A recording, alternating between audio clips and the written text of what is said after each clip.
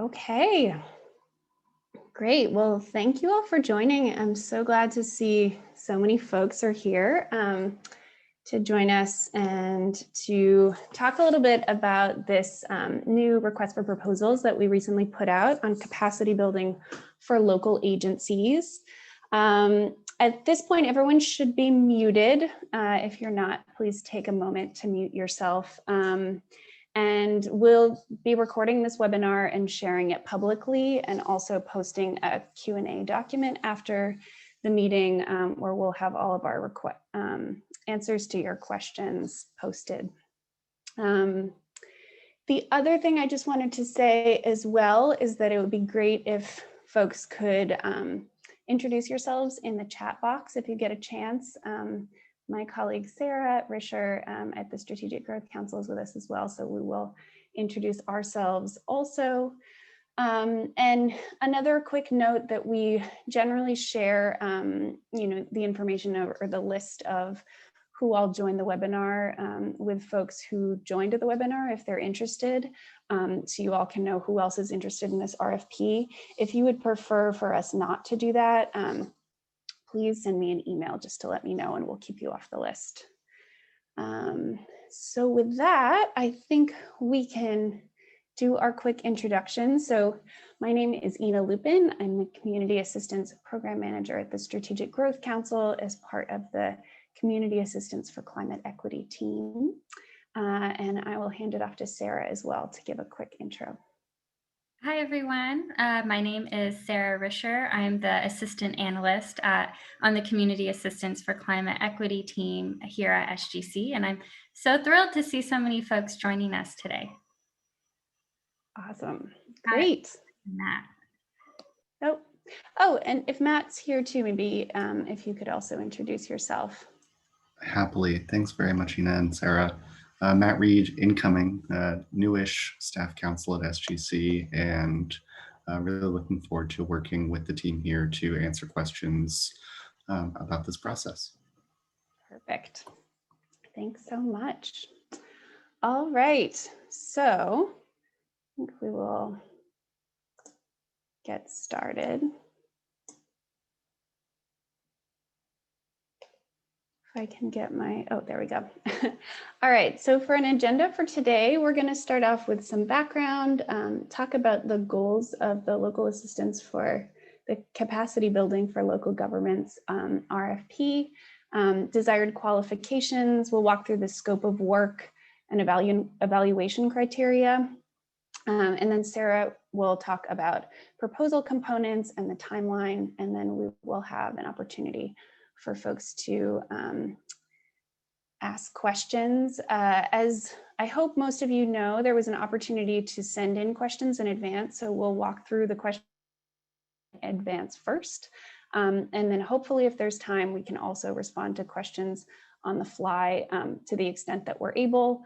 And then we will, as I mentioned earlier, post questions also on our Q&A document that we'll post.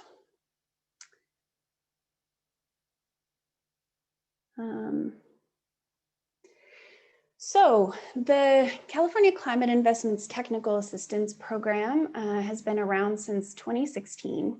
And we've provided a number of different types of technical assistance, mostly focused on the California Climate Investments programs, which are funded through Cap and Trade. And so we really focus on direct application assistance and implementation assistance, capacity building, and we also aim to work on sort of integrating California climate investments programs a little bit more. This contract, it really helps us to be able to provide pretty flexible, adaptive technical assistance that's really tailored to the needs of the specific TA recipients. And so, as I'll get into in a little bit, it works across California climate investments programs, but also supports jurisdictions and a lot of other activities as well. So we kind of think of it as, this is kind of covers the full gamut from capacity building to application and implementation assistance as well.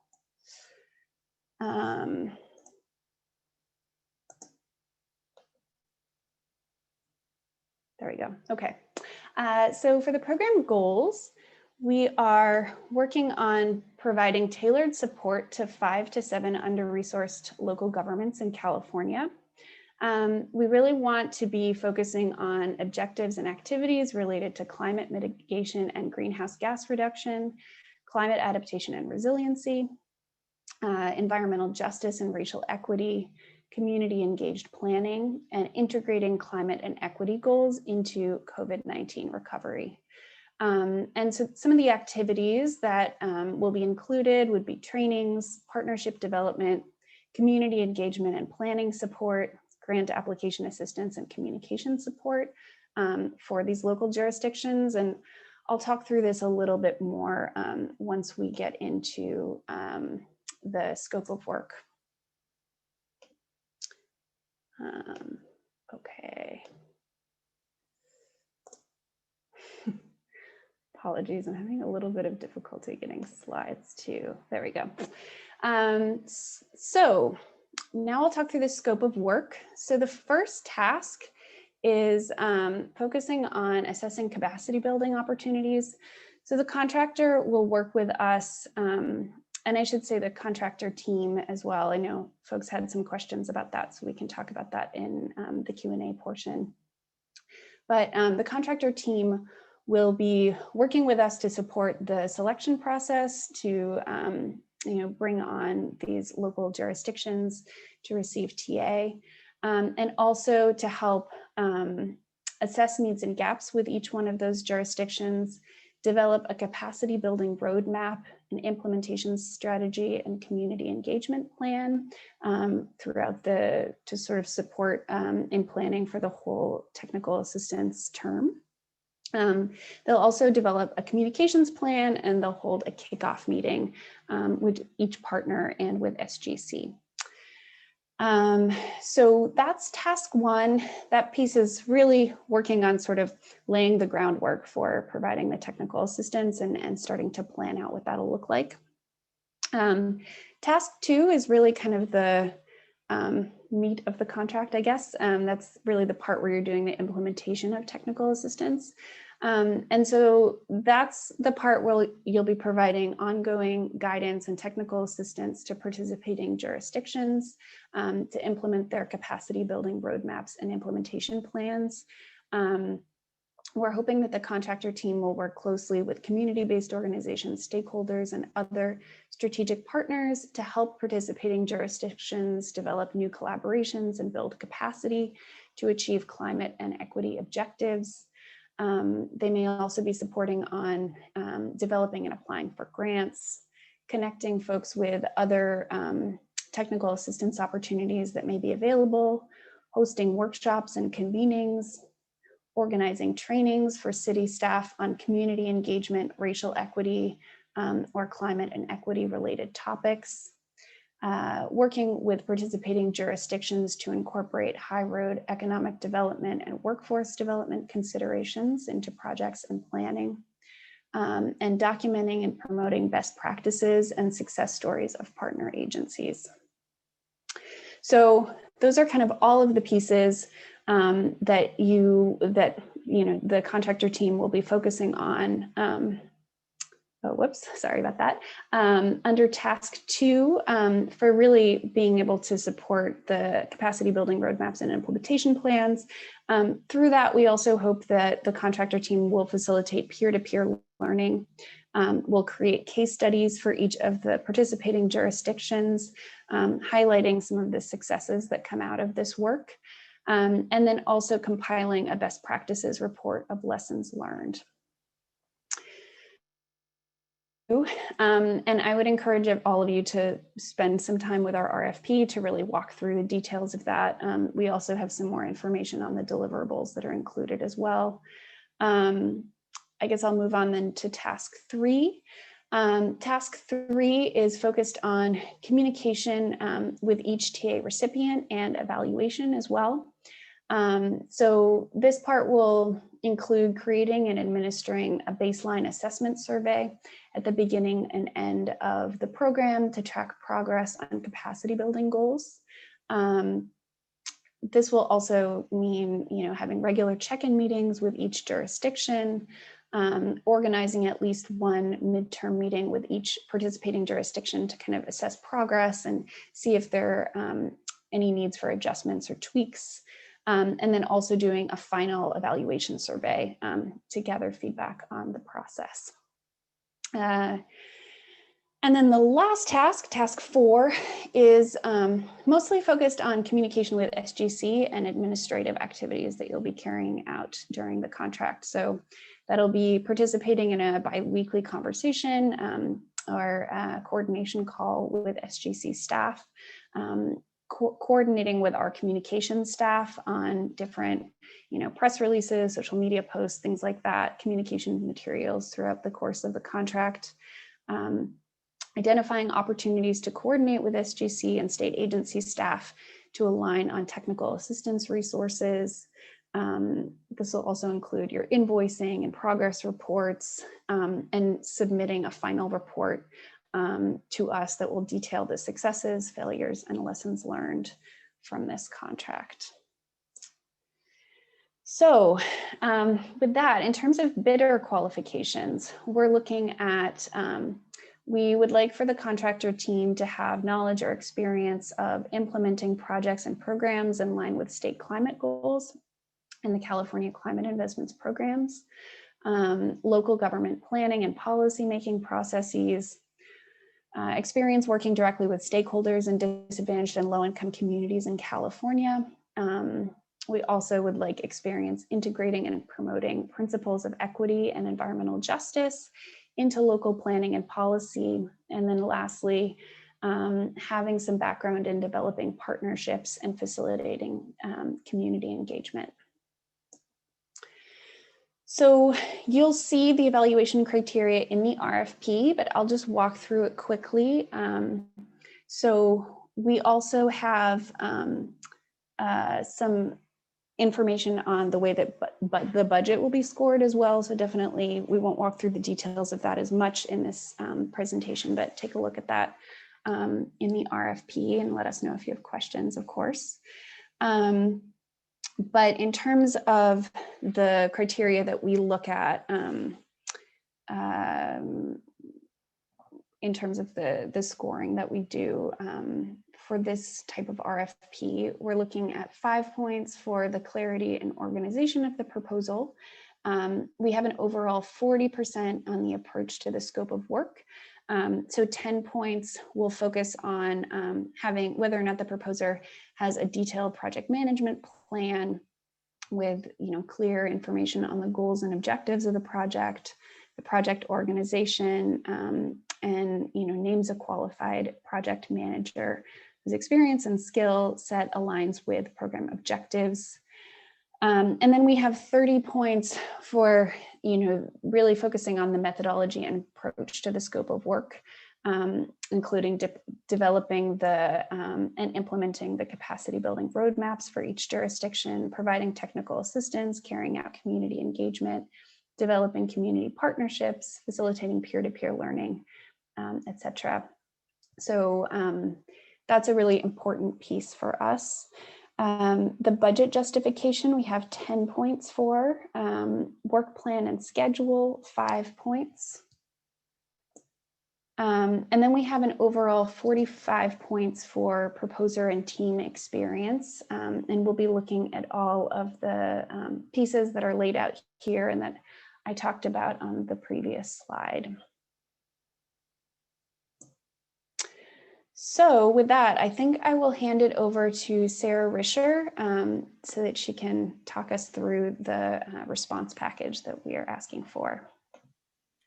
Thanks so much for getting us started, Ina. So like Ina just said, I'll run us through the bidder's response package. Next slide.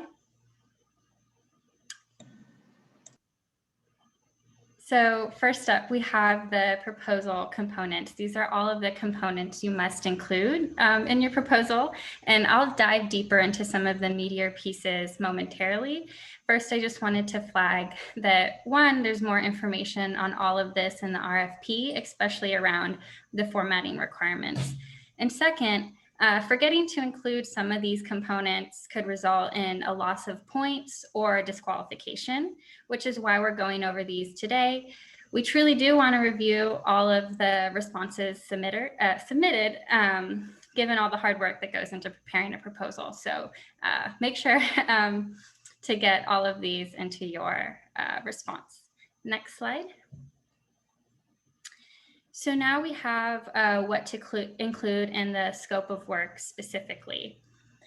So we're asking for a one-page summary, very brief overview of the project. Then your project management plan. It should detail the management structure of your team, including subcontractors, and also demonstrate that there is a clear project manager to assign tasks and has the ability to lead a diverse team if that's the approach you choose to go for this proposal. Next, we have the methodology and approach. We want bidders to explain their approach and identify the specific techniques that they will use in this project, as well as and call out specific admin or operational management expertise. Then we have the budget justification. We want all bidders to clearly explain the necessity and basis for all proposed costs. The work plan, please identify all tasks, milestones, and deliverables, include the estimated hours for each task, and explain the supervision strategy and how all timelines will be met. And then for the subcontractors, if subcontractors are to be included in the project team, the technical proposal must include a description of each person or firm and what work they would do. And there's also two very important attachments to note for the subcontractors. So first is attachment A, the bidder declaration form. This will list all subcontractors for the project. And of course, for all projects, when working with the state, all subcontractors must be approved by SGC and no work can start prior to written approval from the state. And then the second attachment is attachment 13, the contractor cost sheet. So all work of the subcontractor needs to be included and itemized in this attachment.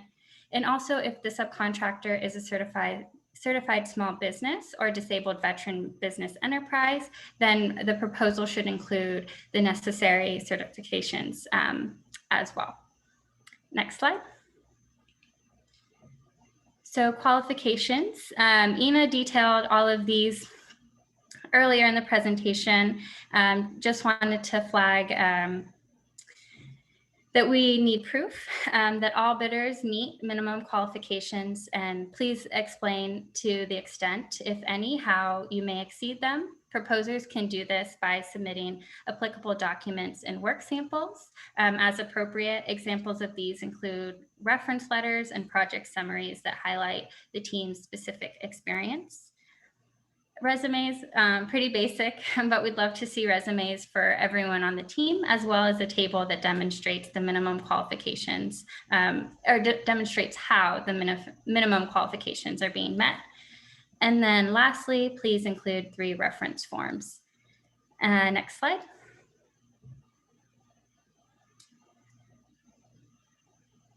Okay. So for budget, I did mention this just a couple slides ago, but attachment 13 is the contractor cost sheet.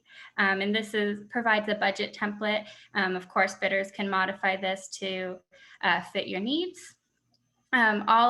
All proposals must include all anticipated costs for the work plan, including the identification of position or classification titles being funded. Please don't list names in the proposal. This helps us avoid having to do a contract amendment if there's any turnover or change to the project team. Just listing the classification is fine. Also include salary rates and fringe benefits. Please note that all the rates are capped at what you put in your proposal. Operating expenses, if travel is included, please look at the CalHR website and provide specific amount for per diem of food, as well as hotel rates. Overhead or direct cost, these are capped at 25%. Please include the cost details for subcontractors, which I've mentioned a couple slides ago as well. And then, of course, note any other cost you think you might incur during the project. Next slide. Attachments. So I've talked about a few already. Just wanted to provide you a list with all of the attachments that you'll find on Cali Procure. I won't go over each one of these. Just wanted to emphasize that the attachments with the asterisks next to them are required. And the bidder declaration, again, which I talked about a little bit ago, is bolded because out of all of the attachments, this is the most important one. Proposals that are submitted without it cannot be accepted. And this has happened in the past, and it's so unfortunate. So please make sure you include it. Okay, next slide. So the last thing I wanted to go over is the RFP timeline. So as you all know, we released this RFP in late March. Crazy that we're already in April. Time just keeps flying. And then shortly after this webinar, we will post a Q&A document with all of the answers to the questions we've received before and during the webinar. We will also post an updated Q&A document at least one more time during the open RFP window. And the deadline to send us questions is April 23rd. After this date, we will do our best to respond to questions, but we cannot guarantee an answer. And I just wanted to let everyone know that we will answer your questions as we receive them over email and then post them to the Q&A document. So everyone will have access to all of the questions and answers received. And proposals will be due on Friday, or I don't know if it's a Friday, but May 3rd at 5 p.m. And we're anticipating evaluating the submissions on May 12th and then posting our decision on May 14th. And another friendly reminder to please get your proposal in on time. Unfortunately, we can't accept a proposal that is even 1 minute past the deadline due to state contracting rules. It's happened before, and it's a huge bummer to not be able to read all of the submissions. Okay, and then we will go through the DGS review and approval process with the goal of having the project start on June 21st. And then the project will wrap up in June 2023. Okay, I know I talk a little bit fast, so if any of this is unclear, we can clarify anything during the Q&A segment, which I'll turn it back to Ina for right now.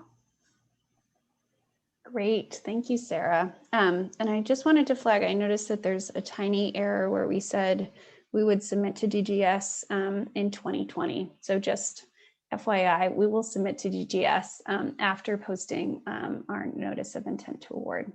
So apologies for that minor error. And then I think next we can go to Q&A. And so as I mentioned at the top of the webinar, we asked for folks to send in questions to us before the webinar so that we can make sure to start by answering with those.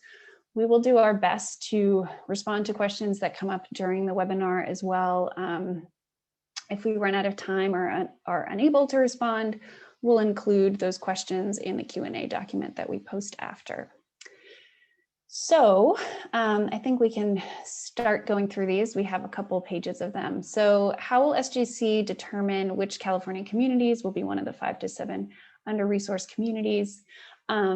This is addressed a little bit in the RFP, a little bit more, so I would encourage you to look at that a bit, but we'll be developing a survey with the contractor team that's selected, and we'll hope for, we'll be looking for support from the contractor team through that selection process, with SGC being the final decision maker on that.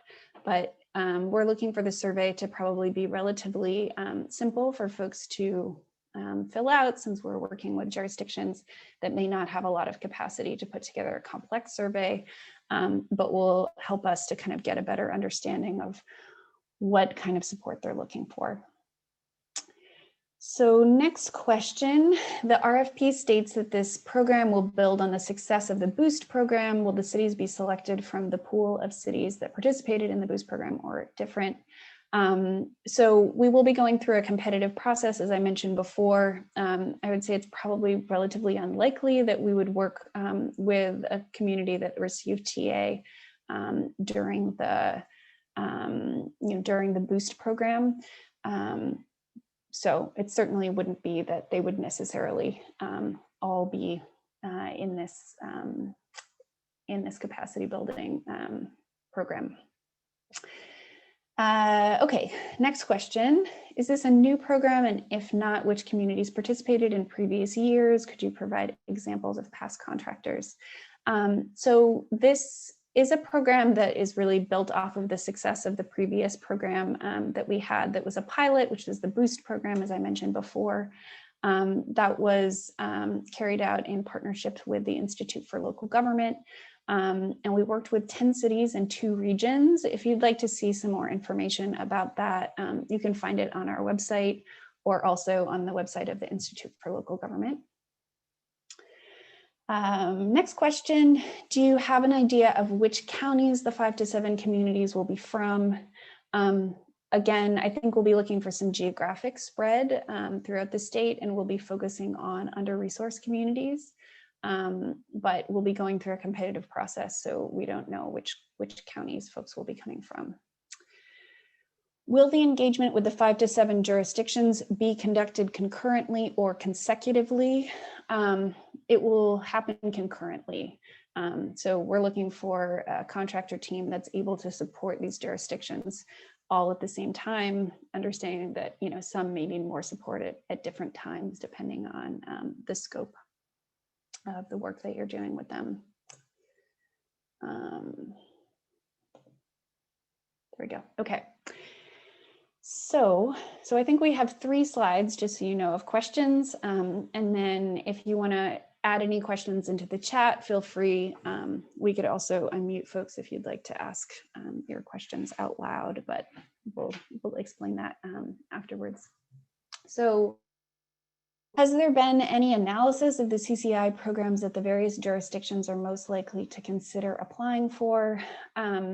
Again, since they'll be selected competitively, we don't yet know. So that's something that we will find out in that early sort of discovery phase of better understanding needs and gaps and selecting communities. Given that the specific needs of any jurisdiction won't be known until the project has started, how should we allocate staff time across disciplines or among sub-consultants that have specific areas of expertise, such as economic development, wealth creation, or climate adaptation? This is a really good question. I would say take a look at the RFP to kind of see what types of expertise we're asking for in the RFP. And, I mentioned a lot of that, and Sarah did as well throughout this webinar. It is true that since we haven't selected the jurisdictions and we're looking for this program to be really tailored to their needs, it may be, that you'll have to kind of basically take your best, you use your best judgment essentially to put together a budget for this. I will say that SGC is cognizant of the fact that this program is meant to be responsive to the needs of communities. And so if it so happens that we need to be able to shift the budget a little bit to accommodate some specific needs of jurisdictions, that's something that we can talk about after the contract has been executed and as those issues come up. But yeah, for now, I would say make sure that your contractor team has all of the expertise that we're looking for, and use your best judgment to be able to put together a budget. Next, will education and outreach materials as well as training need to be provided in multiple languages? If translation services are needed, will the cities or the contractor team be responsible for providing translation services? This is a great question. I think that it will likely depend on the jurisdictions where you're working and the scope.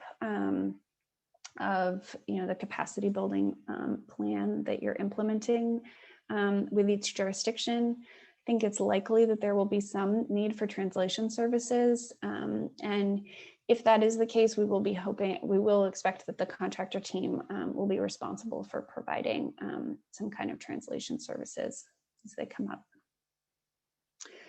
The next question is: the survey in task 1 envisioned to be implemented online or in person? We'll be expecting for that survey to be online. We'll also be hoping, though, that the contractor will be able to support us in outreach around that survey.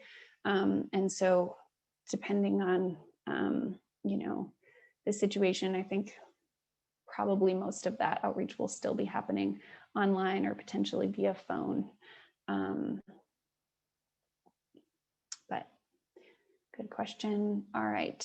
So the next question we have here is: will it be possible to allocate some funds to local community-based organizations to assist with the stakeholder engagement and project implementation?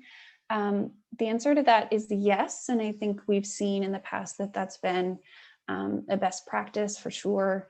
One thing that I think Sarah mentioned in her segment of the presentation is that we do have to have the names of the subcontractors in advance. So make sure to include those in your bid. Next, are all consultants and subcontractors required to have a statewide presence and capacity? So the overall contractor team should have a statewide presence and capacity, because we're hoping that this program will be statewide, and we haven't yet selected the TA recipients. However, it isn't necessarily true that each consultant or subcontractor has a statewide presence and capacity. So it may be that some contractors or consultants or subcontractors on the team may have a little bit more of a specific regional focus. And that would be entirely okay, as long as you're making sure that the overall team is able to cover the entire state. Next question: can a proposer be a team made up of multiple organizations? Yes, and again, I would say I think that this is something we've seen as a best practice, to be able to bring in as much experience as possible onto the team. Of course, it's not required, but the answer to that question is yes. Can a 501c3 be the lead proposer? Yes, nonprofits can definitely be the lead proposer on any bids that are coming in. Should the contractor team consider COVID safety protocols and virtual platforms for conducting the tasks? Yes, this is a great question. You should absolutely be considering the fact that we're still in an ongoing pandemic, and so it's certainly important to make sure that that's being taken into account. I think we'll kind of see moving forward if there are opportunities later on in the contract to do more travel and in-person engagement. But I would say for now, make sure that you're really taking COVID into account in putting these proposals together. What resources will be available for governments to access capacity building assistance?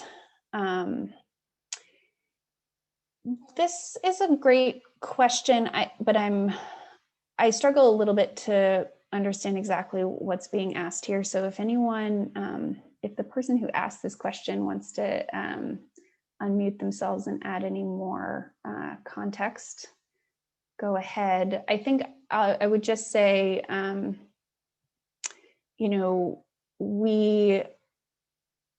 the contractor essentially will be providing technical assistance to each one of the jurisdictions to be helping with capacity building. We're hoping that they will be, engaging with us and engaging with other state agencies to better understand, the breadth of resources that are available. to folks in terms of capacity building, grant programs, technical assistance opportunities that may be available.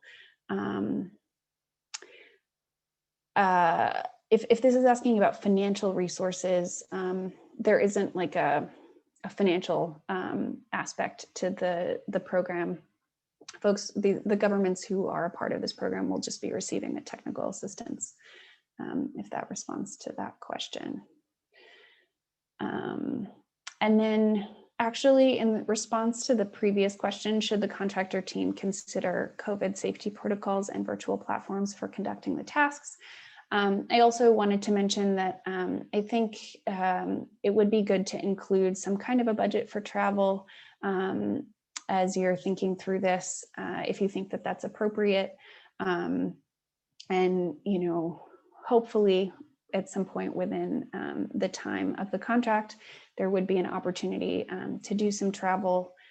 If not, I think that we can kind of work with folks to figure things out as we get more information. So I believe that those are all of the questions that we had before the webinar. This is my contact information to send any additional questions. But did we have any questions in the chat?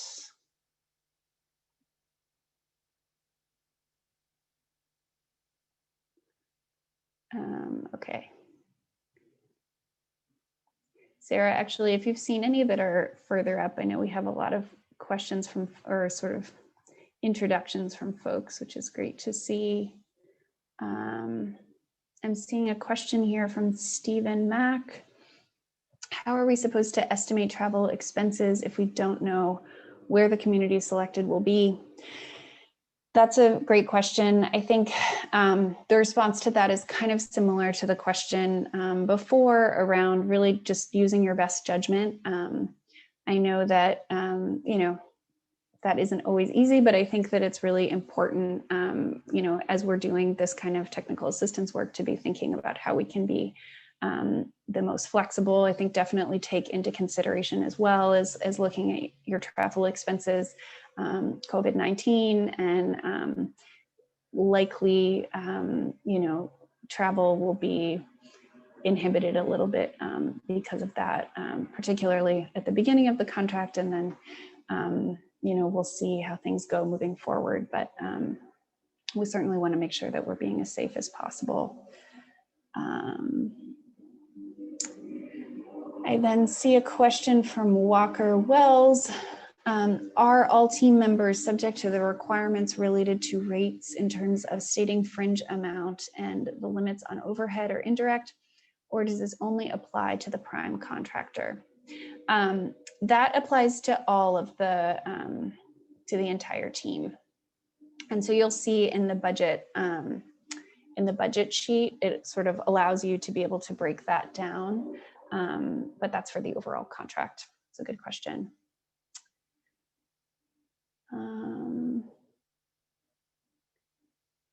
What is the timeline for jurisdictions to apply? Will the state's focus be on communities with high scores on Cal and Virus Screen, or is there an opportunity for rural communities? Yeah, that's a great question. So I think the timeline will depend a little bit on, you know, when the contractor team is able to get started.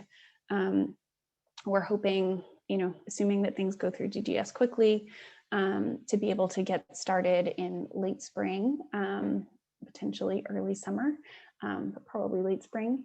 And then, you know, that will be the first task on the contract. So, you know, hopefully we'll be getting that started in the summer, really working on developing the survey and selection process, putting that out. And then I would anticipate that we'll be wanting to do outreach to jurisdictions during that time, and also to make sure that we have a relatively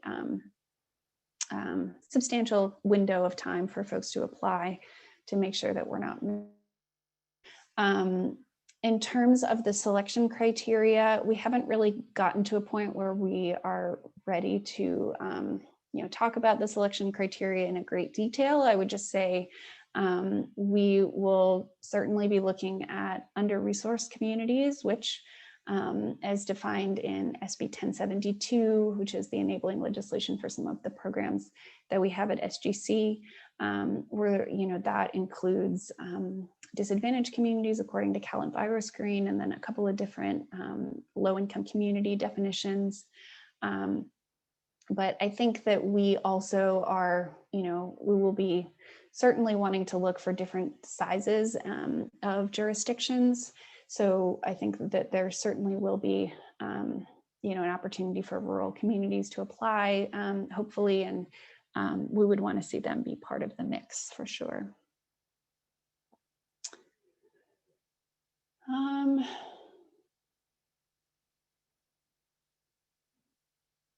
In terms of the best, we have a question about the best way to reach out to folks on this call for partnering. As I mentioned before, earlier at the top of the webinar, we can send out afterwards the list of folks who joined this webinar. And we also have a technical assistance provider hub that we created on LinkedIn that folks can join. We can also send you a link to that after this webinar. But as to SGC, we're not able to get too in the weeds on all of that because we wouldn't want to inhibit the competitive process at all. But we did want to sort of create opportunities and platforms for you all to partner with each other as you see fit.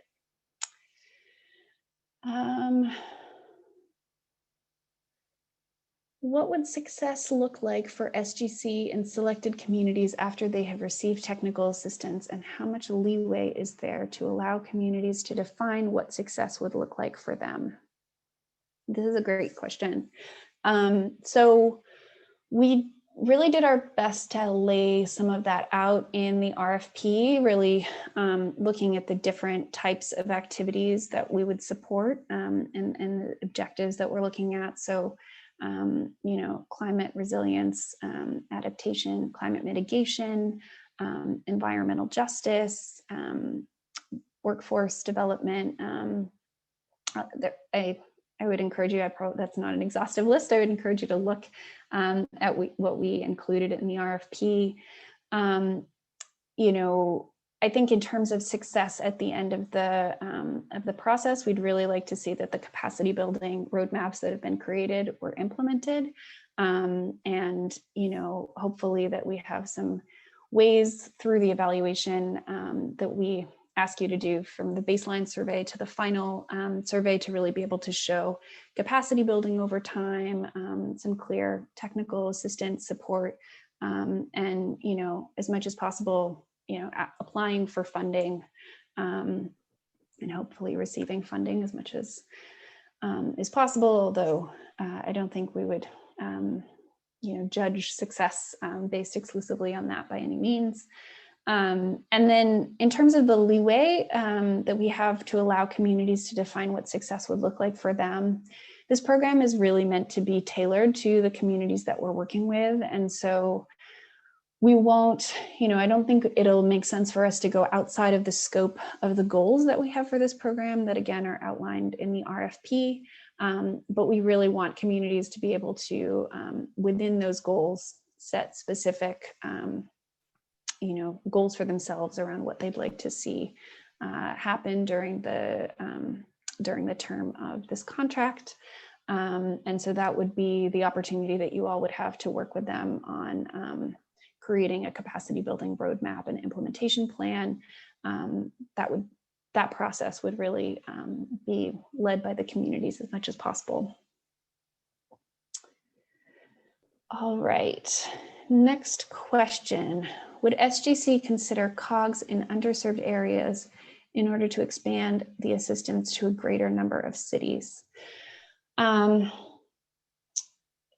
That's a great question. I think for this contract in particular, we're really looking for local governments. I think we did actually have some regional governments included in the Boost program.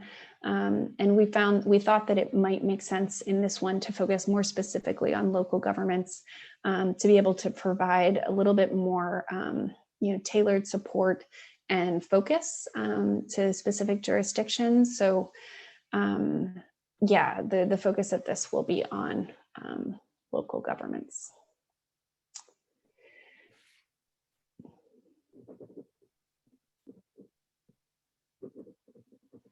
Great. Okay, actually, unless I missed any questions, I think I've come to the end of our questions so far.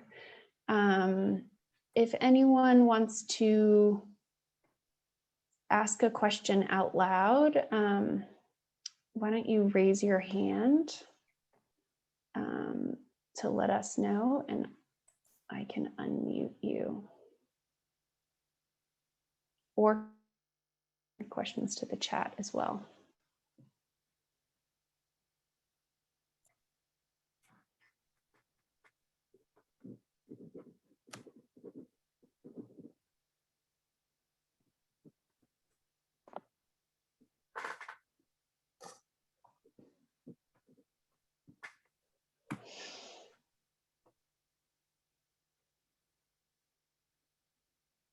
We have about 12 more minutes. We don't need to sit here for 12 full minutes, but I can definitely stay for, oh, whoops. Apologies, for a little bit more in case any other questions come up. Oh, great. Someone has a question about whether or not this presentation will be available for reference. It is being recorded, and so we will post the recording, so you'll be able to access it in that way.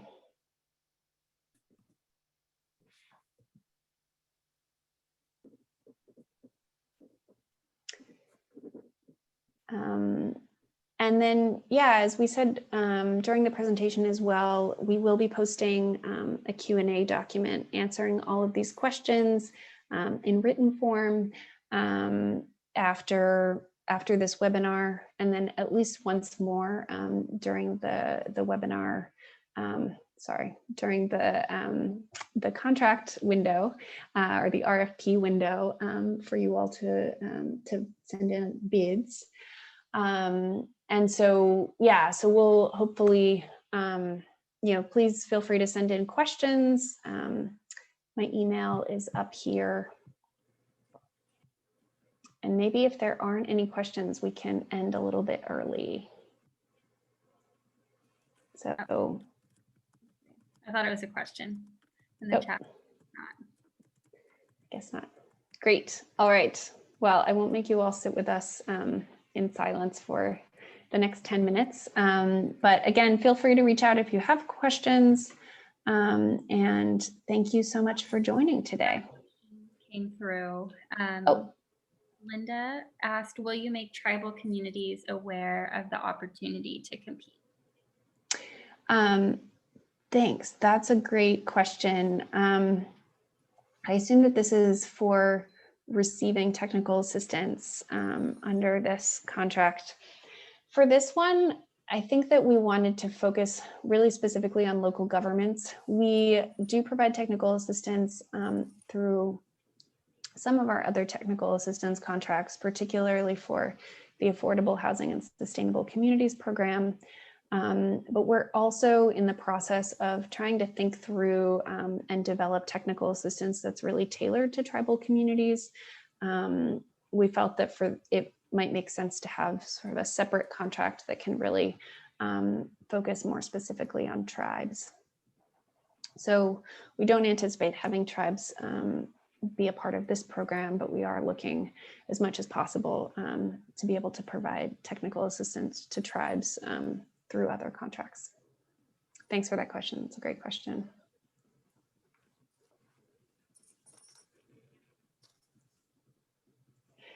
Great. All right. Well, thanks, everyone. I hope you have a great rest of your day. And we will, we're continue to be available for questions. So yeah, thanks and take care.